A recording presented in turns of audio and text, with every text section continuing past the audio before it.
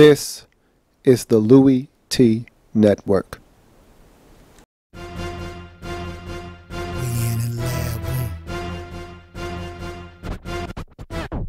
Man, I love some football. Man, I love some football. My favorite week is week 1, cause I'm watching football. But first comes the preseason, and I don't take a day off. And then it gets even better when your team makes the playoffs. 32 teams go hard for one thing. They work for one thing. That Super Bowl ring. 32 teams go hard for one thing. They work for one thing. That Super Bowl ring.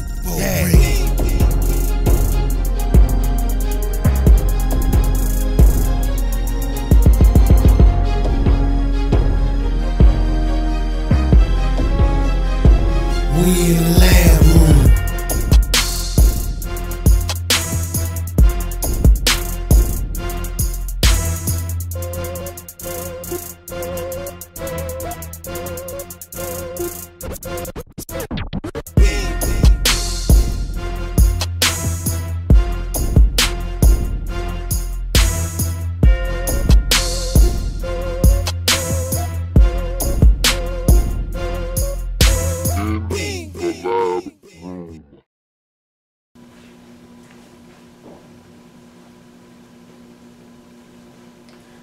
Who else could it be but me, your man, Louie T? Welcome. You are in the lab room. I'm your host, Lou. Thank you for joining me. Week 1 of the National Football League. St. Louis Rams hosting the Minnesota Vikings. A game that I was pleasantly surprised by the outcome. Not necessarily who won the game, but how they won the game. This was a game that I was looking at and I said, okay, it's the battle of the backups. One is supposed to be starting, the other not so much. Matt Castle supposed to be starting in Minnesota. Sean Hill not supposed to be starting in St. Louis. Nonetheless, 2 backups. Which team is better around that backup? And I was banking on the defense of the St. Louis Rams to step up. And I said the key to the game was slowing down Adrian Peterson.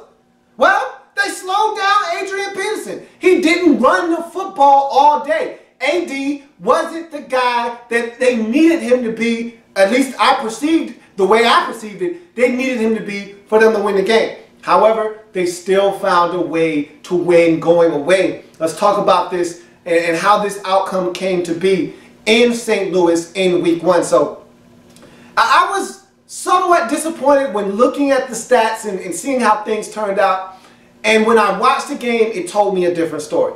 So the first thing I wanted to know was, how did Sean Hill fare? Why wasn't this Rams offense able to put points up on the scoreboard? What was stopping them?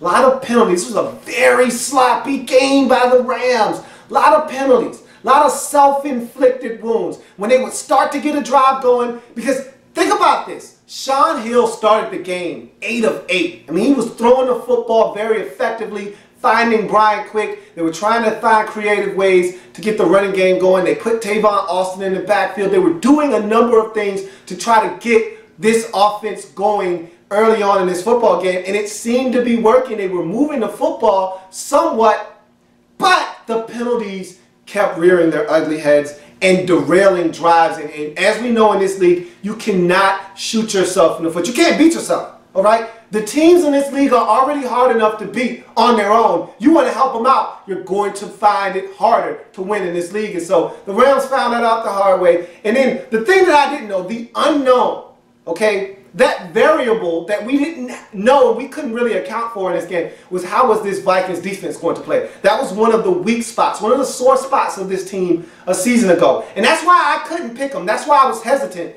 to go all in on the Minnesota Vikings, because I said, your defense was one of the worst in the league last year. And I know your head coach is a defensive-minded guy, all right? I know Mike Zimmer's going to come in here. Zimmer, pass me the keys to the beamer. I know Zimmer was going to come in and change it up defensively. But did I expect him to come game 1 and have his team slamming a hammer down on the Rams?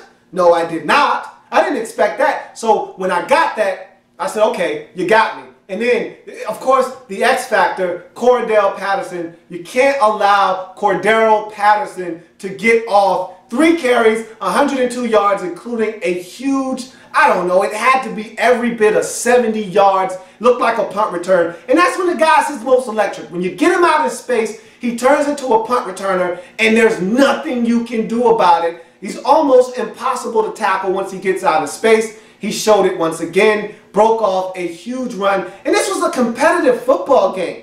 Halftime, the score was 13-3.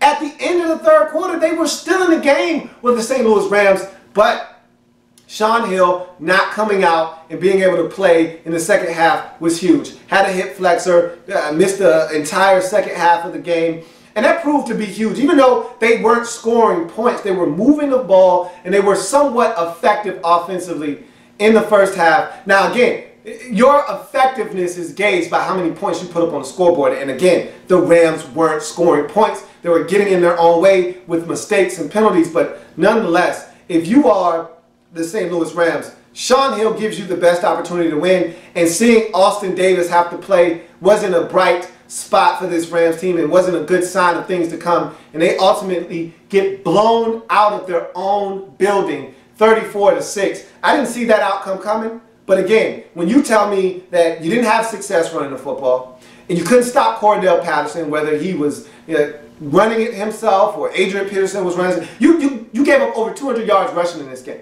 And over 100 of it came against Cordell Patterson. Again, I told you needed to stop the run and make Matt Castle beat you. Matt Castle got to take it easy in this game. Matt Castle was able to manage the football game and only throw it when he needed to, and that's your fault. You didn't stop the run like you were supposed to. You gave it up on the ground, which meant you were going to find it tough to force mistakes from Matt Castle, and that didn't happen in this game. And ultimately, the Minnesota Vikings were able to put the clamps down on you defensively, which I didn't see happening, and get the W and get it in convincing fashion, 34-6. Big win for the Vikings on the road. Gives them a lot of confidence as they go to 1-0 in the season. And the St. Louis Rams, this is a tough defeat. And look, your season is going to be long because now you don't even know when Shaun Hill is coming back. They're saying that he's a long shot to play in week 2.